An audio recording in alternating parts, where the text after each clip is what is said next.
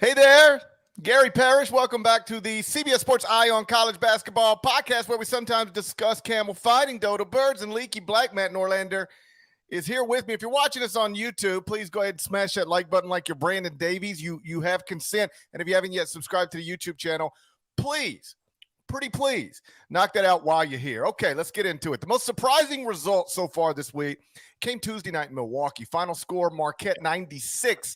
Number 6, Baylor 70. It was a blowout at Fiserv Forum. I'm honestly not surprised that Marquette won the game.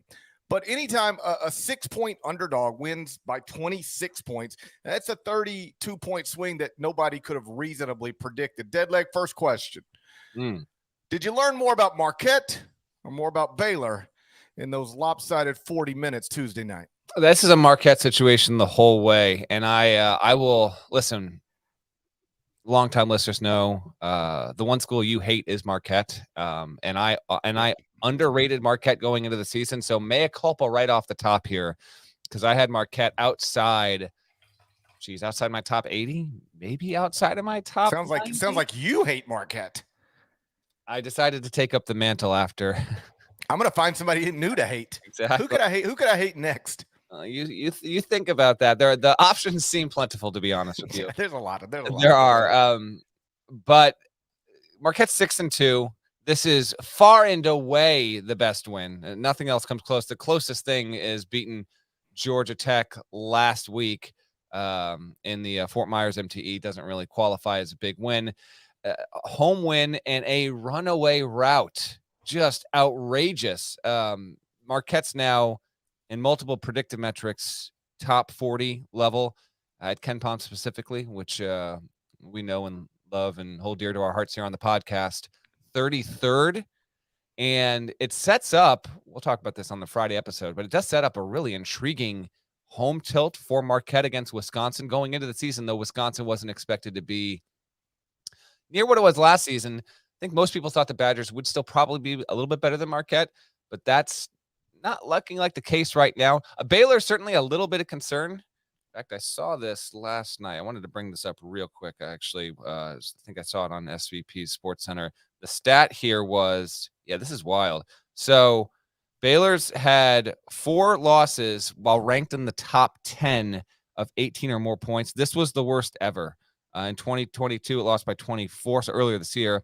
2017, it lost by 21 to West Virginia. And then in 2012, it lost to Kansas by 18, just as it did earlier this year, losing to Kansas by 24 points. But the 26-point margin is the largest ever. Baylor has played 152 games as a ranked top 10 team. I think all of those, maybe with the exception of 1 or 2, literally, I'm not exaggerating, have been under Scott Drew. But man, oh man, GP, I thought it was way more about Marquette and what Shaka Smart was able to do there. Big gains for that program, and kind of another really good result for the Big East, which is off to a fairly decent start here in November. I think it said more about Marquette than it said about Baylor, but I do think it says something about Baylor as well. We'll get to that in a moment. I want to focus on Marquette. You know, as seasons unfold, you can reach points where you look back and you go, okay, wow, that was more impressive than it seemed at the time. And it can reshape the way you think about a basketball team.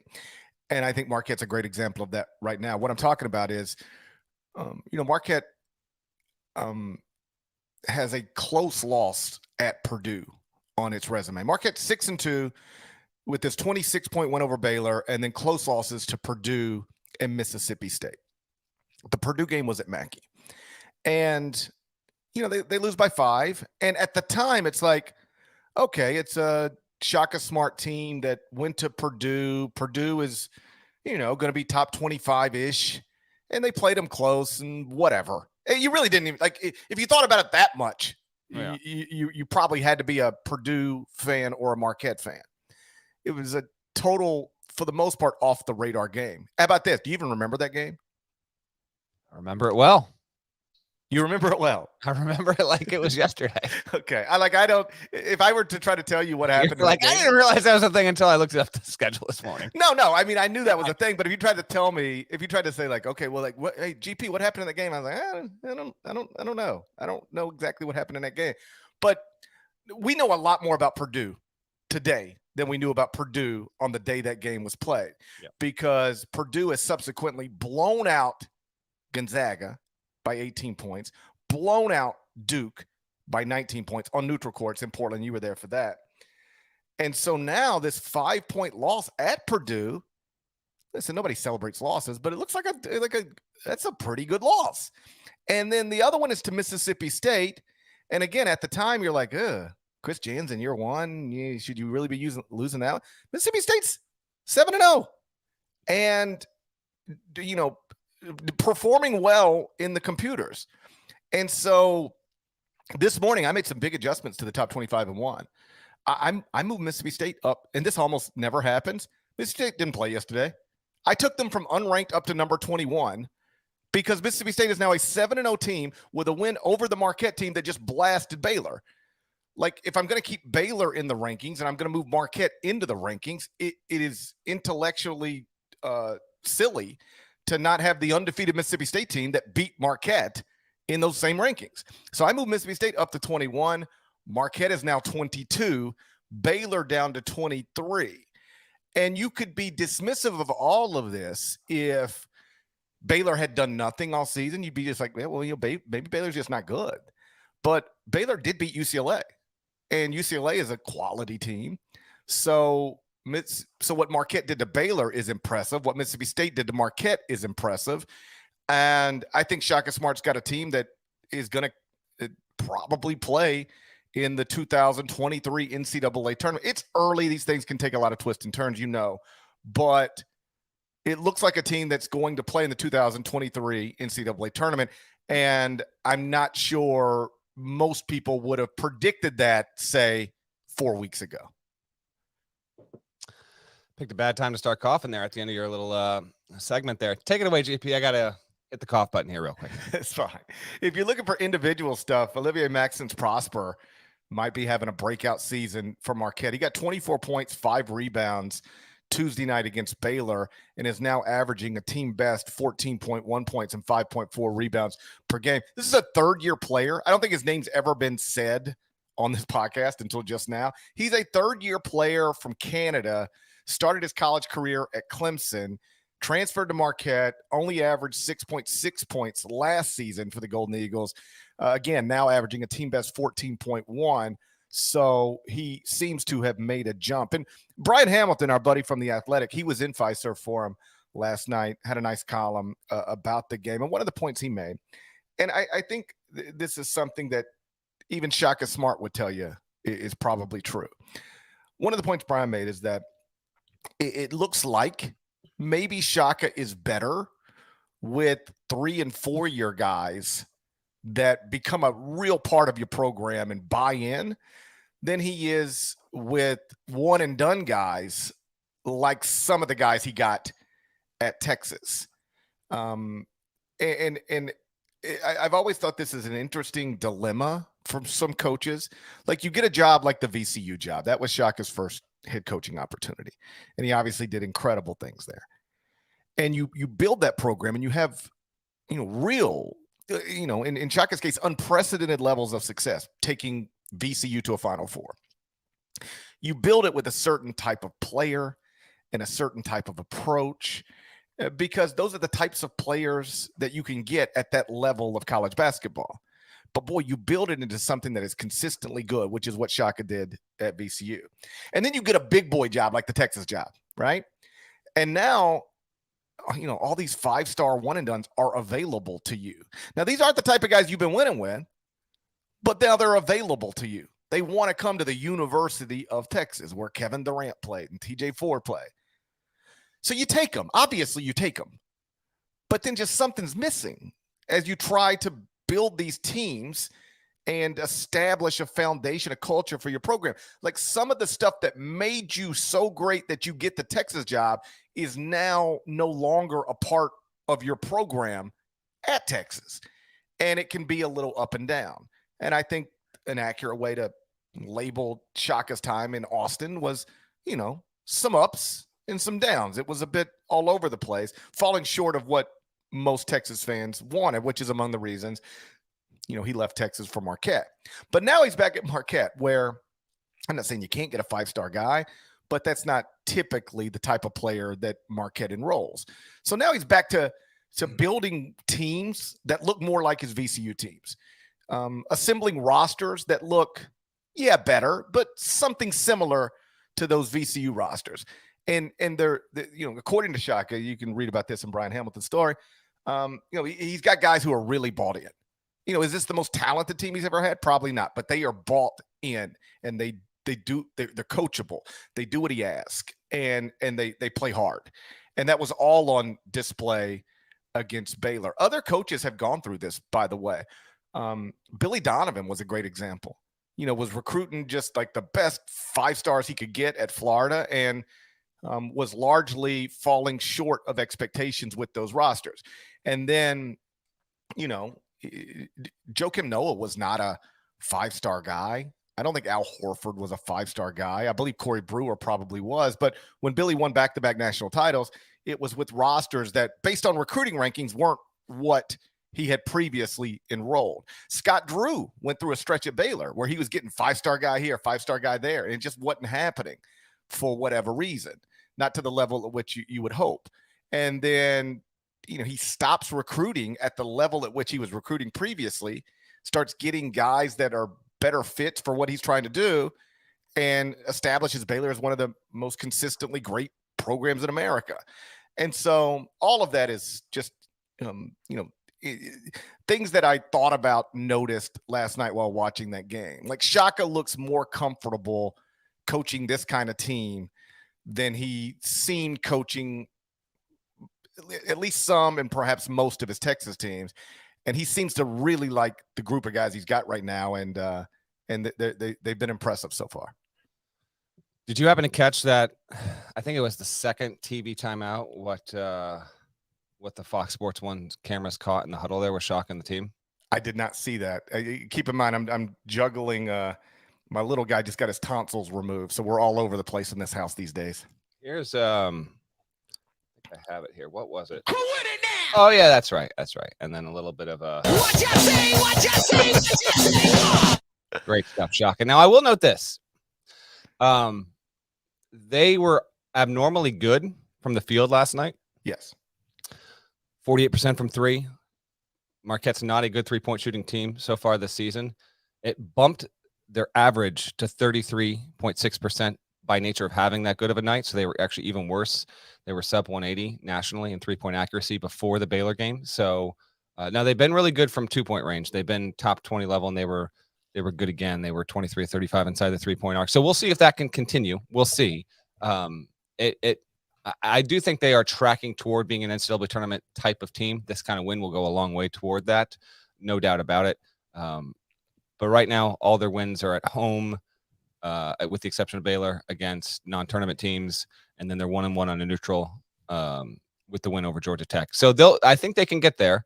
And we'll see with the Wisconsin game this weekend. That'll certainly be a good one. They also have to go to Notre Dame on the road in about a week and a half here. So we'll see. And then quickly on Baylor, to this point, Keontae George has not been the player that we said he would be, Parrish. I mean, he's been solid. Like, he's had, a couple of 20-point games against McNeese State last week. He went for 17, but on Tuesday night, I mean, he had 12 points on 5 of 12 shooting, couple of rebounds, 4 turnovers, was at under a point per possession there. So he hasn't been high level yet. And then Jalen Bridges has also been, I don't think has been as good as Drew and the staff thought he would be on both ends of the floor.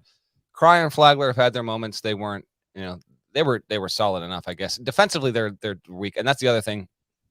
I was actually talking with the coach in Portland about this thing on Baylor. I don't even know how we got to talking about Baylor, but the expectation is Baylor will be a Big 12 contender and will be pretty good, but there's actually a little bit of curiosity over if this team in the backcourt can be as defensively tough and reliable as the teams in recent seasons have been, because Cryer and Flagler, they're a little undersized, and they are not Jared Butler and Davion Mitchell from a defensive standpoint. They just aren't.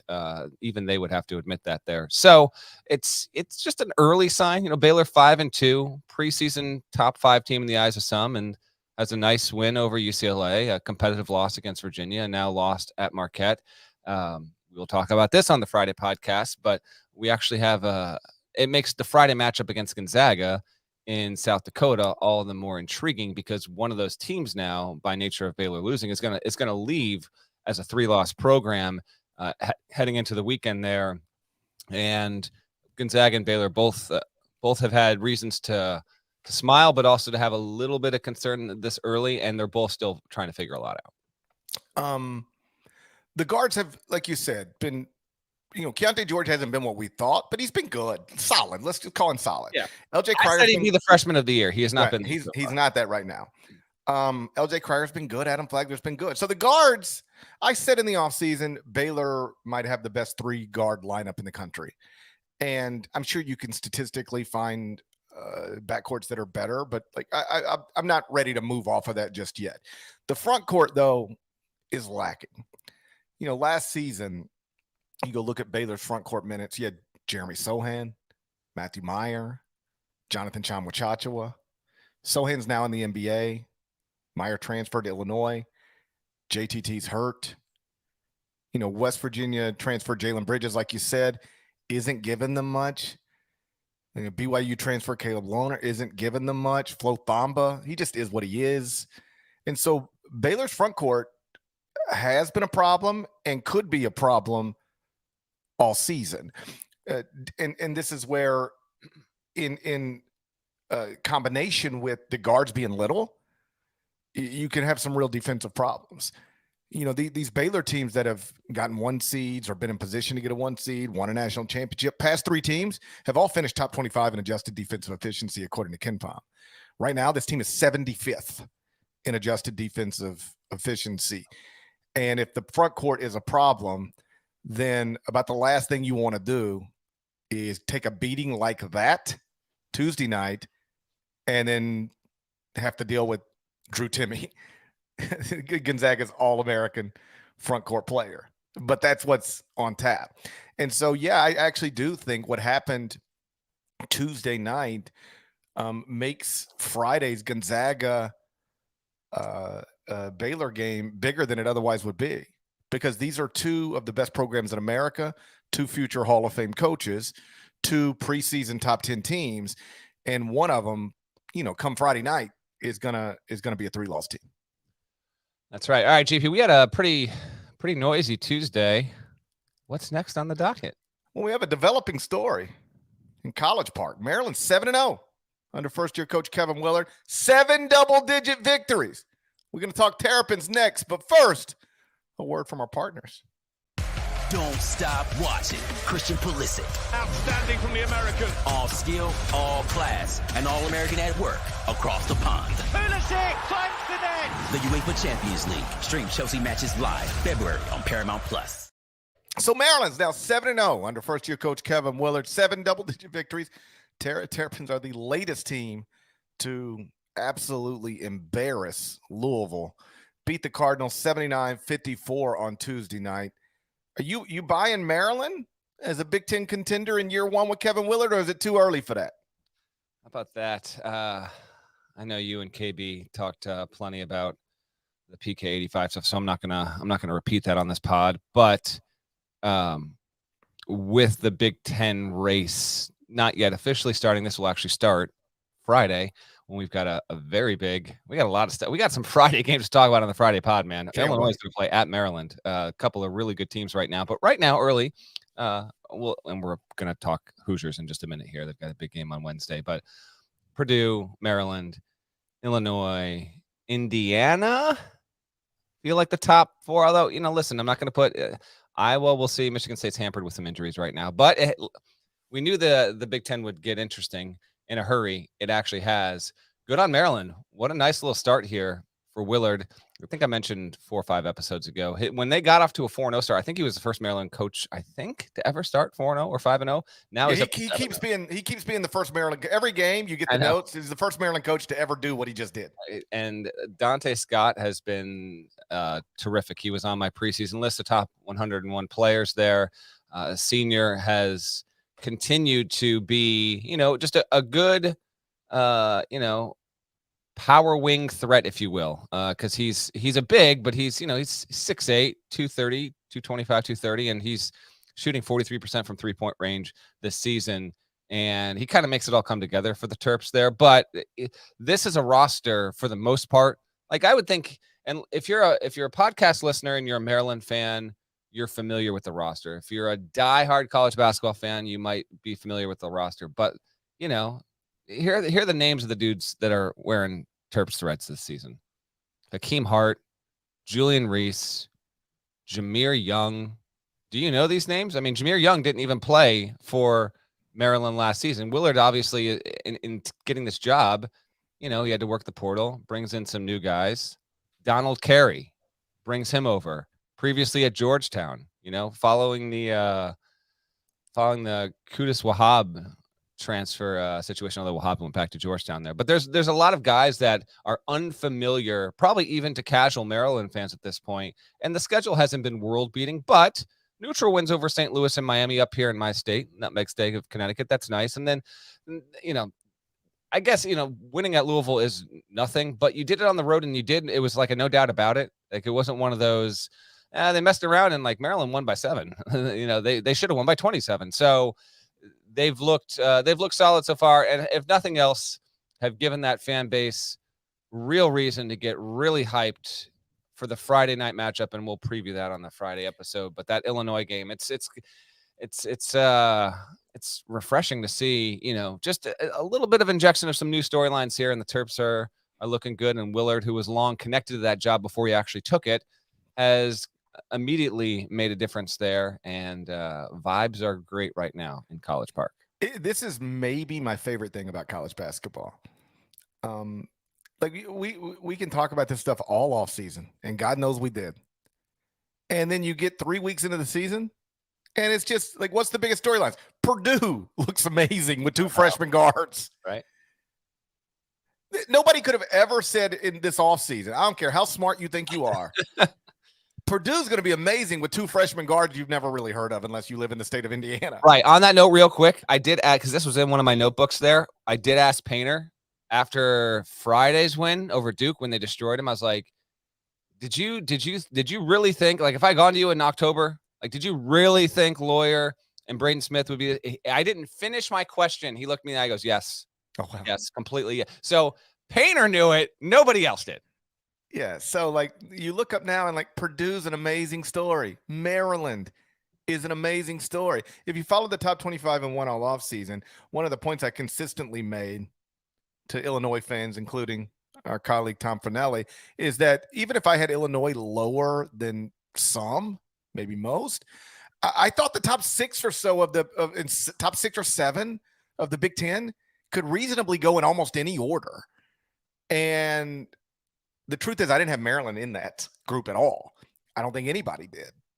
And yet here they are. Terrapins 7-0. And it's not just 7-0. It's 7 double-digit victories. They're killing everybody. You know, you mentioned them beating St. Louis. Beat St. Louis by 28. Now, that's a St. Louis team that has beaten Memphis, and Memphis looks solid. It's a St. Louis team that went to Auburn and played Auburn tight. Auburn is obviously good. And Maryland beat that team's brains in. And then, you know, beat Miami by 18. And so they've gone from 56 to 18th at KenPom through these 7 games, which means they're not just winning, they're obviously performing at a high level as well. And I've got them up to 20th in the top 25 and 1. So this is, you know, again, it's early and they're going into a tough league schedule soon. But if you're a Maryland fan who was hoping Kevin Willard can return you to some level of prominence, then the early returns literally could not be better than what they are right now. They could not. Jameer Young, as I mentioned before, he's been a valuable addition to that. And by nature of Illinois' just runaway win over Syracuse, 73-44 home win, which also I had that game on. I was like, I'm getting a weird vibe off this. Like Syracuse on the road against Illinois in November. Like it looked weird. Turns out it was the first time those programs had faced each other since the Elite Eight in 1989. the year that Illinois obviously made a push to the title game there. But Illinois got the runaway win to remain, not remain unbeaten. They've got the loss to Virginia, which also won. All these things are connected. Virginia gets the win on the road against Michigan there. So the Big Ten is, it's a fun little jumble at the top. I actually think give it another 2-3 weeks. I think it might have it now. It's got a bigger league volume wise than the Big 12. So the Big 12 will probably rate better, but like 1 through 10, Big 10 might have a chance to be eye to eye with the Big 12. Kind of wait and see on that. But I think there's a chance, at least with the early returns. Again, need a few more games in non-conference played before we can definitively make that case overall. But right now, to this point in the season, Big 12, Big 10, I think are comfortably the two best leagues in the country. And, performances from Maryland speak to that. How about this? The Big Ten right now has 11 teams ranked in the top 50 at KenPom. Oh, didn't even realize that. Yeah, there you go. 11 teams between 7 and 49.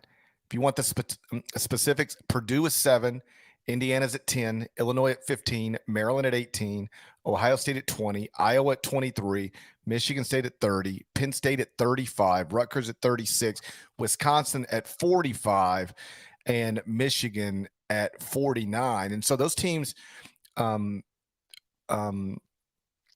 State, Wisconsin, and Michigan all remain in the top 50, even though they all took close, tough losses in the ACC-Big Ten Challenge. Penn State went to, I think, double overtime at Clemson and lost. By definition, that's a close one.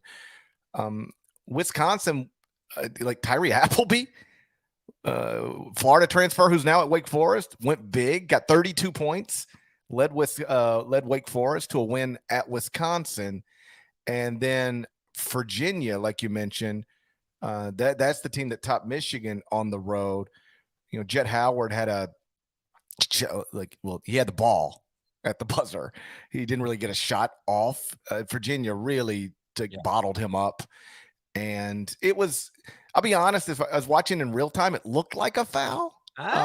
In real time, on my first look, I was like, because what I saw in real time was ball go up, arm stay down. And that is typically, that's how that happens. Ball goes up, arm stays down, somebody got your arm. But you went back and looked at it in slow motion from different angles. I thought it was a good non-whistle. And so Virginia gets out of there with a big win.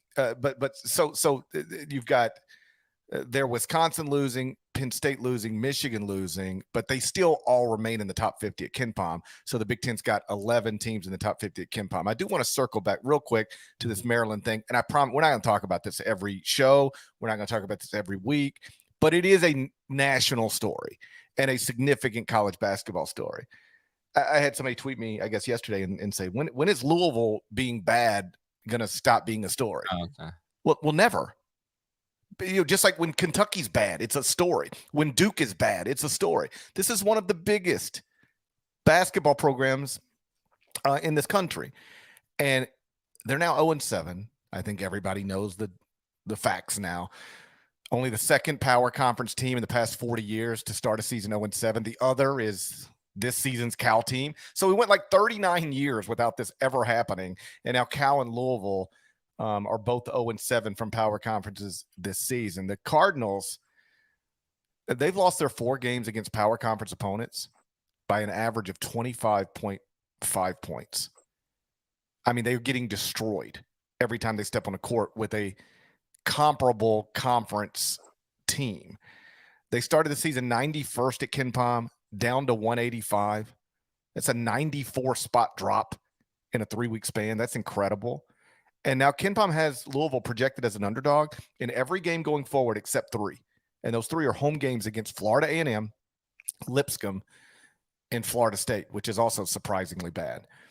They're going to be underdogs based on current projections in every other game. A serious question, and I ask this from an honest place. If Kenny Payne really goes like 4-27 in the regular season, can they bring him back? They can. I know they can. I think they will. Former player, notably the first black coach of Louisville men's basketball, which has significant meaning to many in that area. Now they need them to win games. Don't get me And wrong. all of this plays into it, by the way. Anybody who tells you it doesn't is lying, because let's just play through this. You fire Kenny Payne after 1 year. I don't know that these people will be right, but here's what they'll say: you wouldn't have done that to a white coach. That will be said, and so that's something that's just part of the conversation. I do not think he will be. It would have to be. I mean, if we really get to a point where we're at the end of the season and Louisville finishes with 4 wins, By the way, I don't think that's out of the question right now. It's not, and that is just such an abject disaster that my answer could change if that is the reality when we get to the first week of March.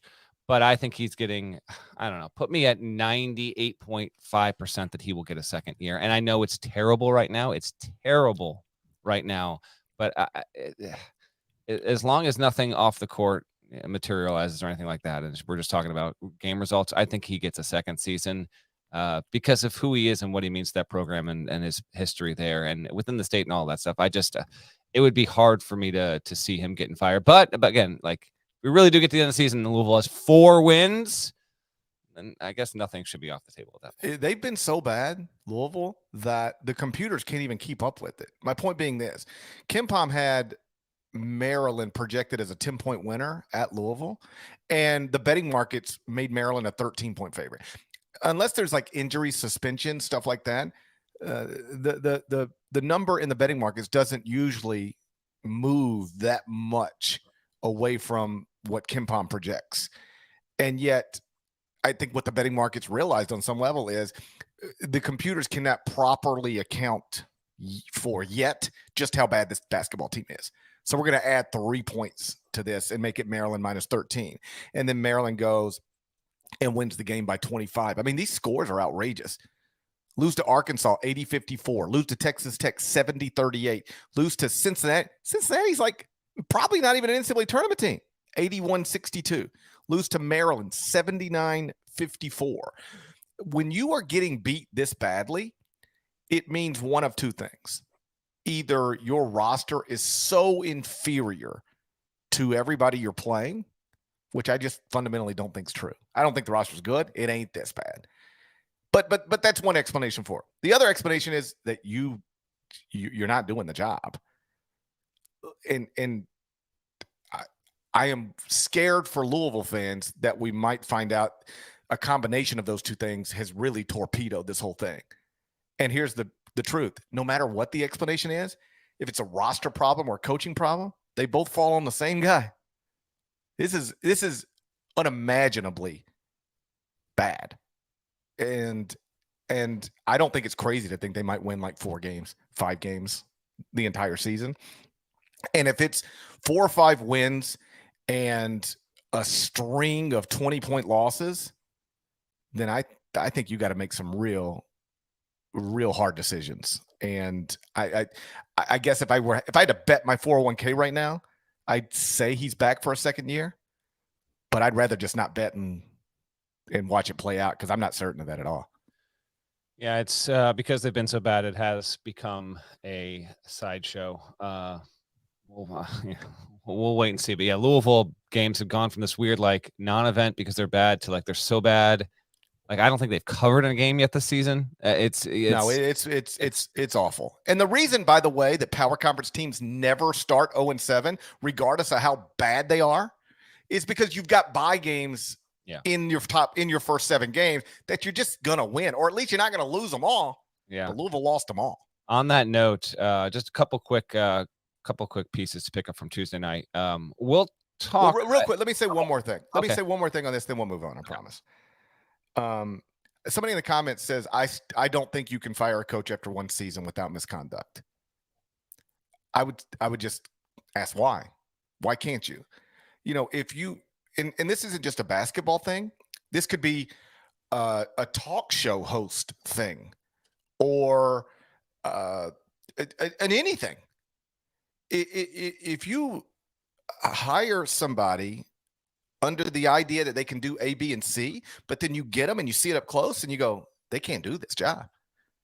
Then what is the point of doing a second year? If you reach and I'm not saying I or anybody else should have or has reached that conclusion about Kenny Payne, but if you do reach that conclusion after one season, this guy's been on campus for a year.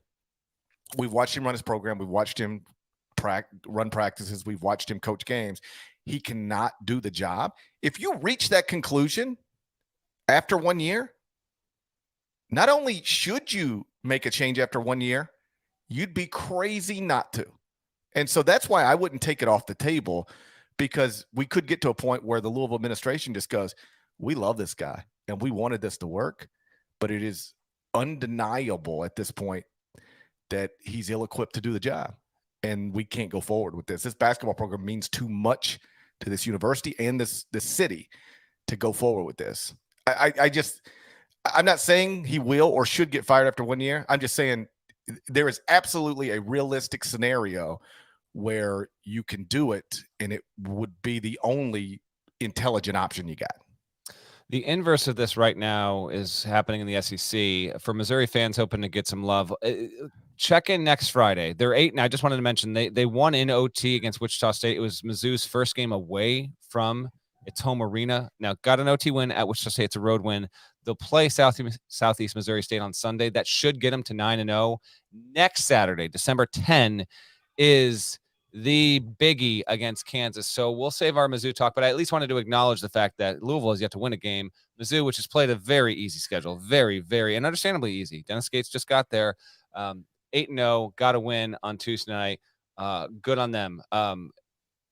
Real quick on the Virginia-Michigan game, because it was really, really good. I didn't think it was a foul at the end there. Virginia's still 6-0, obviously ranked high in the polls. Third GP, where are they in your top 25 and 1?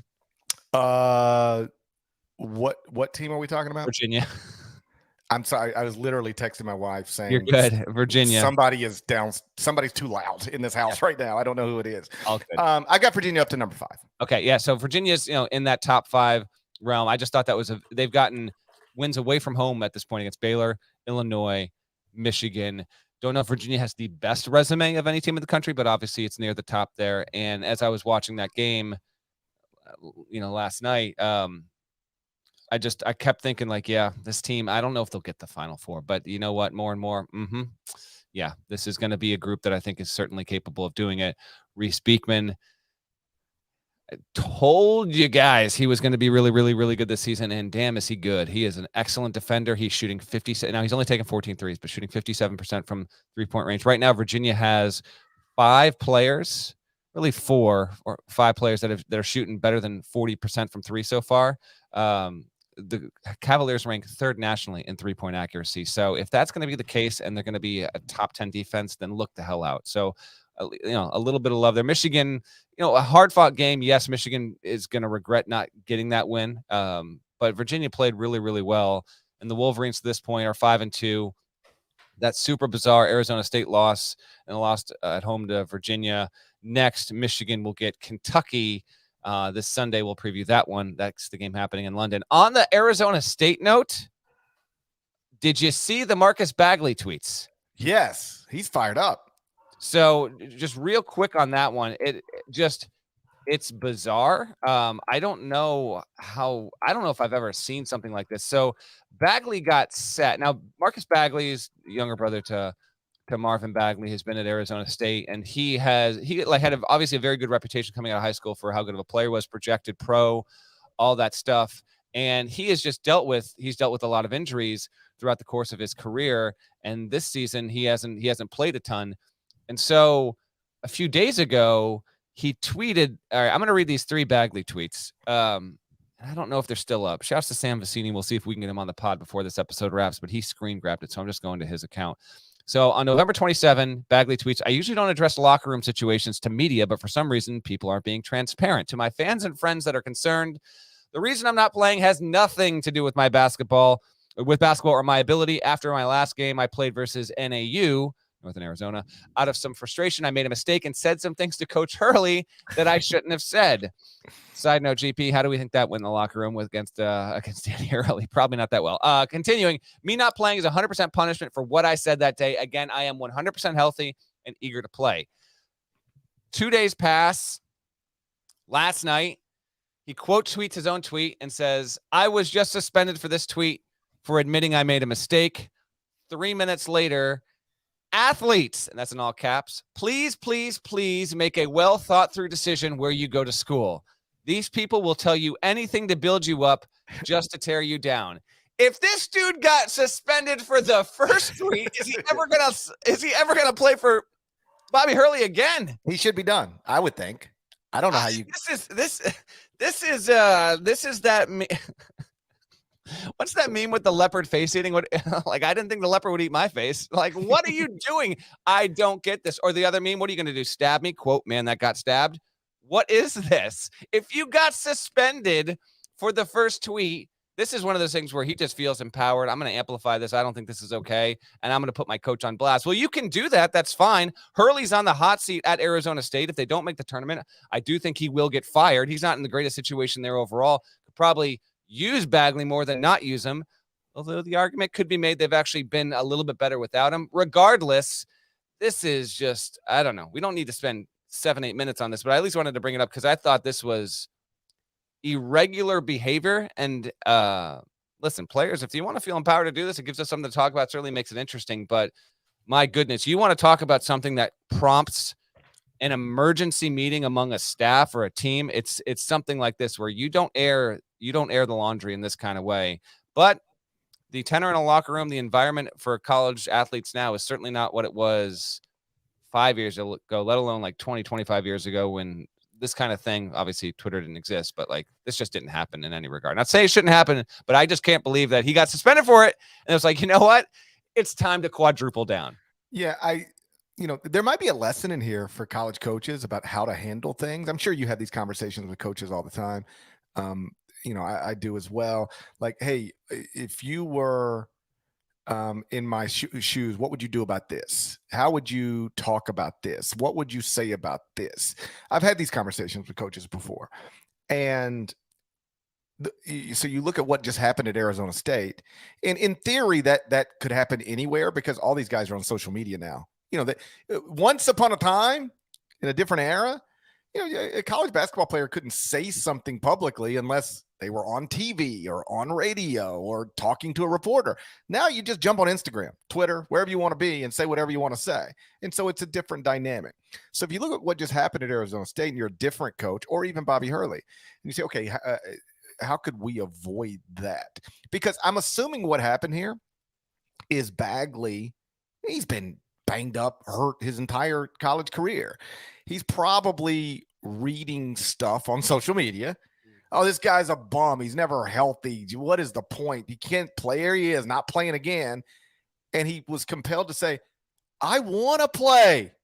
I'm healthy enough to play. The truth is I just popped off to my coach and I'm suspended. And that's why I'm not playing. He was compelled to tell his version of the truth because in the absence of a statement, speculation fills that void and it doesn't reflect well on Bagley. So if I'm looking at this and going, okay, how could we avoid this type of thing in my program? I might look at this and go, okay, if we're really going to hold somebody out of games because for any reason, we need to address it and like actually release a statement. Marcus Bagley has been suspended indefinitely for a violation of team rules. Just leave it at that. You don't have to expand on it. But then Bagley's not compelled to jump on Twitter and explain that he's not hurt or explain that he wants to play because the explanation for why he's not playing is out there. He violated a team rule. Keep it that vague. And so, it is what it is, but it's obviously less than ideal when you're a college basketball coach, particularly one who is, coaching with real job pressure. Then you'd rather not be dealing with this stuff in November. Yeah, no, that's a wild one. I did check his feed. He has since deleted the athletes, please, please, please tweet, but he still has up. I was just suspended for this tweet for admitting I made a mistake. Kind of wild. Before we preview Wednesday, I also didn't want to get out of Tuesday without at least giving a shout. We'll talk about him plenty more in the season to come. Chris Murray had 31 points and 20 boards, along with 4 assists and 2 blocks in Iowa's win. A developing potential All-American situation there. We did expect Chris Murray to be good this season, but I wrote something to the effect in the preseason where it was like, it's unreasonable to expect Chris Murray to be as good as his brother Keegan. Maybe it's not. This is bananas, by the way. Like, you have 2 role players turn into All-Americans in back-to-back years, and they happen to be brothers. Yeah. I mean, on a certain level, it's like, yeah, the dude just looks just like him. You didn't think you should be surprised at this? I am a little surprised. Iowa destroyed Georgia Tech. Chris Murray is off to a tremendous start. Man, we've had this is the last day of November here, and we have had a variety of, as GP mentioned before, just stuff you can't see coming. It's been a really fun November between like a lot of good teams, the performances, All-American candidates right now. I have not been let down whatsoever by the first, after, we told you on the pod, like the first week of the season was a little rough because there weren't really high-profile matchups, but as expected, because the games that were already cemented on the schedule and the way that these multi-team events were going to unfold, we got so many really, really good matchups in true home/road environments and in MTEs. But right now, I mean, you look up and down and across, you've got, Houston's now number 1 for the first time since Olajuwon and Drexler were there. Texas is undefeated. Virginia, UConn, Purdue all look really, really good. Arizona's yet to lose. Alabama looked good when I saw them out in Portland there. Creighton's played up to it. Illinois has been good. Kansas still there. Maryland, we mentioned them. Auburn's yet to lose. And that's not before you even get to stuff like, what's Indiana going to be? What's North Carolina going to be? And so with that, let's talk real quick on Wednesday night, because this is the final year of the ACC-Big Ten Challenge, because, the Big Ten's now moving off of ESPN. This was an expected deal. ACC, SEC are going to, I don't know if you touched on this on the pods Monday, GP, or not, but that's going to be the new thing going forward there. So this is the last, I believe this is the last night. I don't think there's anything Thursday. And the biggest games are Ohio State at Duke, but really the biggie is UNC at Indiana. Real quick on Carolina, just since I just saw them in person in Portland, and then take it away here. I saw UNC and Duke. UNC, what's interesting to me about this team, and I'm culling a lot of this from speaking to Hubert Davis after basically each of the games. Hubert has no panic yet. I don't fault him for that approach. I'm going to trust that that's the right thing. Now, maybe behind closed doors, he's more forceful, but I asked him why he wasn't showing any concern and having nothing but straight optimism. And he essentially said, because that's who I am. That's who I've always been. And why would I be discouraged by this? Now, this is after UNC goes 1-2 with the number 1 ranking, and obviously has the Alabama game was a weird result. Like at a certain point, you get to 4 OTs, and it almost feels random who wins, but UNC didn't win, becomes the second UNC team ever to be number 1 and lose back-to-back games as the number 1 ranked team in the country there. They need more urgency. Had a really good sit down with Leaky Black. Shouts to him, as we mentioned on last Friday's episode, I guess. But he had mentioned we cannot come out and not have urgency. Like sometimes I feel like we're out there and I'm trying to connect with my teammates and we're just flat. So big time environment on Wednesday night at Indiana. No, this is not Indiana hosting Kentucky in 2012. It's not at that level, but it might be a notch or two below that. Like Indiana's trying to have a signature victory under its new coach, Mike Woodson, and they've got a really good opportunity. This is a wonderful head-to-head matchup between Baycott and Trace Jackson-Davis, 2 preseason All-American players there. Baycott sat down the stretch of that game against Alabama, in part because I think he tweaked his ankle a little bit, had a little bit of wind to him. And also, Nance was just better at defending at the 5. Davis said Caleb Love's shot selection is concerning at this point. Yeah, like he's a bit YOLO out there. Sometimes it pays off. But the more I watch UNC, the more I think, man, just get the ball in RJ Davis's hands and let him cook a little bit there. I want to see how much the bench can develop overall. This is a super intriguing game. Carolina fans are probably about ready to slam the panic button if they haven't already, because of the loss to Iowa State and the loss to Alabama. I think both those teams wind up in the tournament. So from a resume standpoint, they were on neutral courts. They won't reflect badly. It's how they lost the games, and it's the fact that UNC had some struggles against Wilmington, got pushed by Charleston, had some issues with Gardner-Webb. Those were all at home. And then it got pushed until the final 90 seconds against Portland at PK 85. Now you're on the road against Indiana and you're on the road against Virginia Tech after this. So it's not inconceivable UNC could be 5-4. That's why I think this game on Wednesday night means way more for UNC than it does Indiana. If Indiana were to lose this game, it would be its first loss of the season. Yeah, you'd lose it on your home floor, but Carolina going in was expected to be the better team. The margins might not have been that great, GP, but certainly expected to be the better team. I'm fascinated to see how this one plays out, how it looks. They have different styles. Carolina's got to be better defensively. What are your expectations and just overall thoughts on that game being the biggest one here on Wednesday night? It is undeniably the biggest game. It's two blue blood programs, one of which was the preseason number one in the AP poll. North Carolina went from 1 to 18 in a week, and that is the largest drop for a number one team in the history of the Associated Press Top 25 poll. Oh, damn. They started 5-0, but like you and I talked about, it was a shaky 5-0. They trailed in 4 of those 5 games, and then they lost 2 straight in Portland to an Iowa State team that's probably better than we thought, and to an Alabama team that is, clearly good. So they're sitting here at 5-2.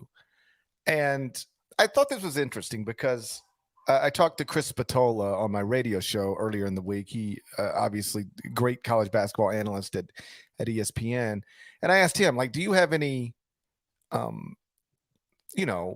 theories on what is wrong with North Carolina? Because this coach has proven he can have a great team. Did that last season. These players, Armando Bacot, RJ Davis, Caleb Love, Leaky Black, they have proven that they can be starters on a great team. They did it last season. I know Brady Manek's not there, but Pete Nance has been fine. Pete Nance is fine. He's maybe not Brady Manek, but he's not a problem. So why is North Carolina off to an uneven start again? And Chris said, and I'm paraphrasing here, he didn't want to get into too many specifics about North Carolina, but just broadly speaking, he said, when you do what that team did last season, which is not only make a national championship game, but they were up big. They probably should be national champions. I mean, Kansas was amazing in that second half, but when you're up as big as North Carolina's up, you're supposed to win that game. Again, at halftime, North Carolina was favored to win the national championship. And then you lose it, but man, you were close, and you bring back all these guys who could have reasonably left, but they all come back. He suggested that sometimes you can have some, there's some things to work through,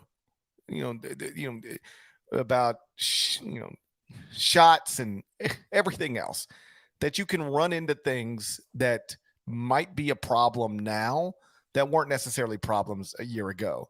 Because people change, name, image, and likeness is a real thing. Just all of these things, you throw them in a pot, mix them up, you can get some issues. So that's the non-basketball stuff. The basketball stuff is mostly on the defensive end of the court. When Carolina got good last season, they were really guarding at a high level. They're not right now. As we've talked about all off season, because after Carolina loses a couple of games in Portland, people were immediately like, see, this is just a team that got hot in the NCAA tournament and you all fell for it. And that's just not reality. That's not what happened. They were 6-1, Carolina was last season, in their last 7 games before Selection Sunday. That included a win at Duke. They were getting good well before Selection Sunday.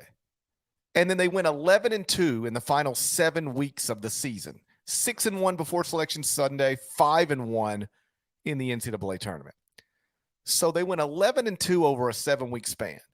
That's not the biggest sample size in the world, but it's not just the NCAA tournament either. So I'm not giving up on this team. I think you'd be crazy to do it given what happened last year. Like February came and they, middle of February, they flipped a switch and they got good and they stayed good. We're still 2 months before we even get to February. This season is long.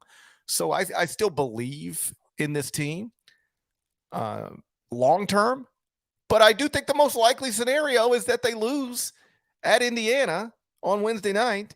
And then the preseason number 1 is on a 3-game losing streak with another, I believe, let me double check this, tough game coming up after that. Yeah, at Virginia Tech. Indeed.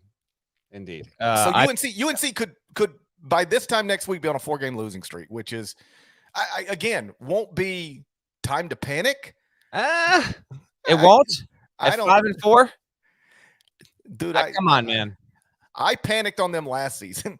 But as I wrote, I think this was my final notebook. UNC did not have this kind of, if that happens, if they go and who the hell knows, man, maybe it's 2-point losses and they're competitive as hell and really entertaining games and like the play is inspiring, but they did not have a stretch like this specifically at any point last season. That's the only thing. That's the difference is if it happens.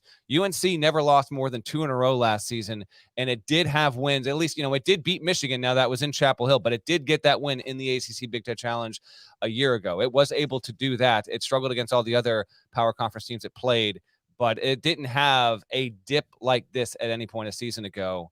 I don't know. We'll see. Hubert Davis also made this point to me in that last season's team is not this season's team, just because a lot of the guys that are returning are familiar. And there is something to be said for that. Like, I think there is something viable and real about this idea that a season ends, guys kind of go their own ways throughout April and May, and they come back for a summer session in June, a little of July. They get to know each other. Guys get better, but they got to learn. Like, you're just learning how to be a team again. And it's not just automatic that things are going to absolutely click there. So I hear a lot of what Hubert is selling with all of that. But at the same time, come on, man. You've got a guy who should make an NBA paycheck, in Caleb Love, a preseason All-American in Armando Bacot. RJ Davis has not shot the ball well yet so far this season, but extremely competent. Leaky Black, Davis himself, now he's his coach, but he's saying he thinks he's the best defender in the country. And even if that's not true, Leaky Black is unquestionably a top 5 to 10 defender in America. And Pete Nance has provided shooting at this level from a success rate that's better than what Manic was. So even if this season team is not last season's team, and damn, I feel like we're spending a Friday segment on a Wednesday episode, but we'll see what happens here. They should be just a little more consistent than this. It's just the devil's in the details overall. You're taking Indiana. This isn't going to be a Final Four and 1 pick officially, but I am taking, and I took it for the site too, I am picking Carolina to get this done. Urgent moment on the road. I'd like to see them come out with a real good purpose. I think the game will be terrific. I think it'll be close. Don't know if any team will lead by more than 6 or 7 points the whole night, and I will take UNC in a narrow win. I can't stand these YouTube comments. I'm not even looking right now. I'm on a roll. All right, let me address one thing. Oh, gosh. This dipshit. Okay. Let's embrace that. We want more comments. Well, maybe if you insult the commenters, it'll inspire more people. I want more intelligent comments. I got no time for the stupid stuff. So this guy, he says UNC was an 8 seed last year, no matter how many times GP tries to say they were good. They were an 8 seed last season because what you do in November, December, January impacts your seed for the NCAA tournament. UNC was bad for much of last season, getting blown out over and over and over again. All I've ever said is that they got good, really good, and it happened before the NCAA tournament. I've already given you all the numbers. They went 6-1 in their final 7 before Selection Sunday, 11-2 in their final 13 games of the season. In that 7-week stretch, 4 weeks happening before the NCAA tournament, they performed like a top 3 team in the country, according to KenPom. According to BartTorvik.com. The only teams that were better in that 7-week stretch were Kansas and Texas Tech. So I repeat, Carolina got great last season, and it didn't happen only in the NCAA tournament. That is all I've ever said. Stop being dumb. Okay, fair enough. Let me tee you up real quick on the rest of them, and then we'll get the heck out of here. Michigan State's going to play at Notre Dame here on Wednesday night. Sparty is down. Malik Hall has a stress reaction, not a stress fracture, a stress reaction. So he's out for now. We'll see if Jaden Akins plays in this one. If Izzo has said in the previous 24 hours that's the case, I just missed it. I've got a Sean Miller feature I've been working on that'll be up later on Wednesday keep a lookout for that. Maybe we'll touch on it briefly on the Friday episode. But I missed it if Izzo said he would be available or not. MSU barely got out against Portland on Sunday at the PK85. So just keep an eye on that. That game is going to run concurrent on ESPN2 to the UNC Indiana game. It is absolutely a 2-screen Wednesday night, just vintage ACC-Big Ten Challenge stuff here, kind of a fitting way for this series to go out. Rutgers at Miami is a 7:15 tip, also worthwhile because both those could be tournament teams. Rutgers going on the road in this spot. Neither of these teams have. Miami had some relatively high-profile games buried on a busy weekend there. Rutgers hasn't played anyone of note other than obviously a close win over UMass Lowell. Shouts to Elvis. But to this point, a good test for both of those. I'm very intrigued about that game. Want to see what happens. I want to see what happens there. Providence is at TCU. That's just Big East, Big 12. Keep an eye. I don't know. Providence hasn't been terrific so far. Hasn't had a win over a projected tournament team. So that's another one to watch. That's an 8:00 tip. And then just close here on Ohio State Duke. Since I saw Duke real quick, takeaways on them after seeing them at PK85. I think Duke will win this game. I have plenty of questions about Ohio State to this point. It went 2-1 in Maui, got a good win over Texas Tech I guess that was the third place game. I guess they beat Cincinnati, lost to SDSU. So a nice start for Chris Holtman's team. This is a tough spot. Of course, you'll remember a year ago, this matchup was flipped. Duke lost on the road against Ohio State. To this point, Shire told me that after the loss against Purdue, when it wasn't even competitive, and to me, that was more about Purdue than Duke. But Shire, as we were walking out to the team bus, he said they've had one practice so far with the entire team available. One practice, just one. One practice with everyone available. I do think that has real impact. First-year coach, they're still young. Lively's getting there. I actually thought he played with good spirit overall. I mean, they got romped, but he played with good spirit considering the opponent against Purdue. Kyle Filipowski has been and continues to be the most important player so far, but I maintain, and I can't remember if I said this on the Friday show or not. I know I wrote about it. It cannot just be Roach and Filipowski. They're going to eventually need Whitehead, and they'll need some more from Tyrese Proctor. They're just not there yet. It's completely reasonable considering the issues they had in the offseason. They were kind of thrown on to the on-ramp were Whitehead and Lively. And there's something to be said for, if you're on the floor, if you're playing, you're playing. Don't want to hear it. But the reality is, they just are not all the way there in terms of game shape. I'm waiting to see between those two and Proctor who really has the big breakout game. Mark Mitchell, I think he will be a very good, if inconsistent, starter. I don't want to say role player because that's not what I think he'll be, but he will have some moments, but I don't think that they can. I don't think if Duke is going to be an ACC challenger, it can't. I don't think it can be Mitchell as the third option. That's just having seen Duke up close in person over the weekend. There, Ryan Young's been great, and I give Shire credit for this. And I don't know if you touched on this on the Monday pod or not. Apologies if you did. I just wanted to hit on it since I saw him and just kind of emptying the notebook here. Shire did not play Whitehead or Lively down the stretch. He went with Ryan Young, Northwestern transfer. He went with Jalen Blakes, kind of the bulldog to come off the bench on this team, a guy who barely saw minutes a season ago. He's going with those guys. He's going with the roster he thinks gives them the best chance at being competitive, at being a winning team. It's not there yet. Home court tonight, we'll see. Insanely good offensive rebounding team. Shire has coached them up tremendously well there, and I actually think they've got a good chance to be improved defensively, GP. Intriguing one. I will take Duke to win. Why not? Just pick the game. Who do you think will win, and what are your expectations of this one? I think because we did pick the game for CBSSports.com. I did pick Duke to win, but Ohio State to cover. I think it'll be close. I think that's what I did. Sometimes I say I did things, and I look back and I go, I didn't really do that at all. But I think what I did was pick Duke to win at home, Ohio State to cover. But Duke is shaky right now. I can't say anything about the Blue Devils that I haven't said before. All of the preseason expectations were attached to Derek Lively being the best freshman big in the country and Dariq Whitehead being terrific right from the jump. If you're going to take, two of those top three prospects in the class and, through the early part of the season, they're giving you nothing, it's hard to be good teams.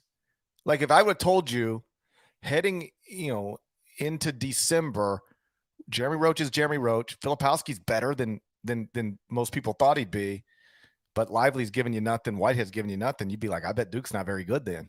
And that's why Duke, I'm not saying they're not very good. I don't want to put it that harshly, but they certainly aren't operating at the level their preseason rankings suggested should be the case. It is early and they're young and there's still a lot of time to get that right.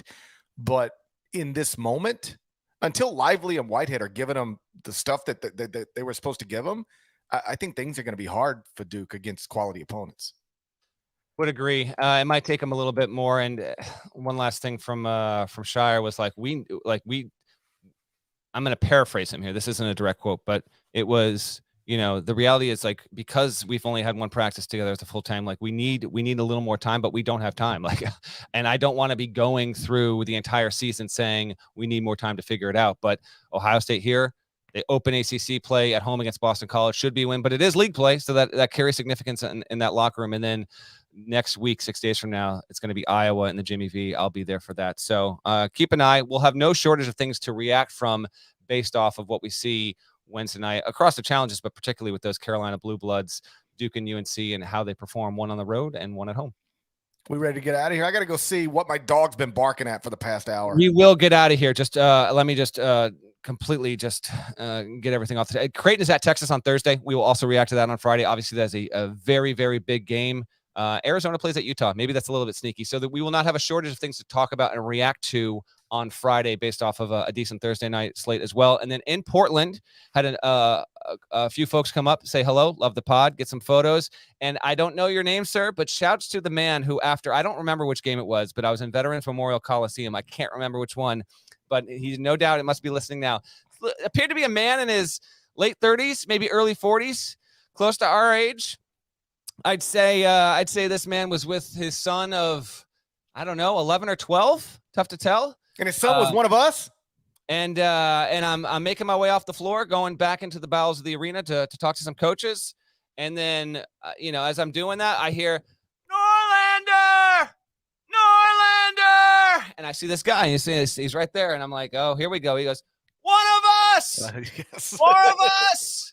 More of us. And I was like, that's right, sir. And that is your child. And does he know what you are talking about? Is he listening to this podcast right now? We do love our listeners.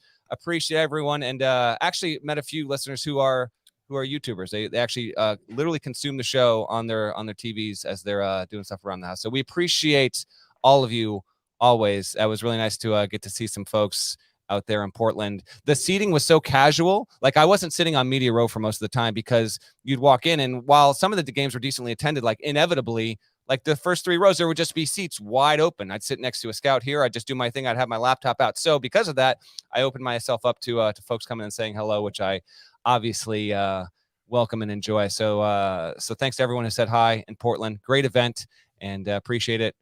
Let's get the hell out of here.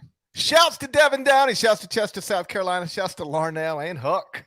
Thank you guys for listening to the Eye on College Basketball Podcast. If you're not subscribed, please go subscribe anywhere you subscribe to podcasts, including Apple Podcasts and Spotify at Apple.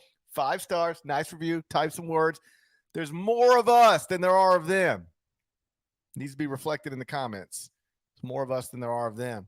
If you're not subscribed to the YouTube channel, knock that out. And we're going to talk to you again Friday morning. Can't wait. Till then, take care.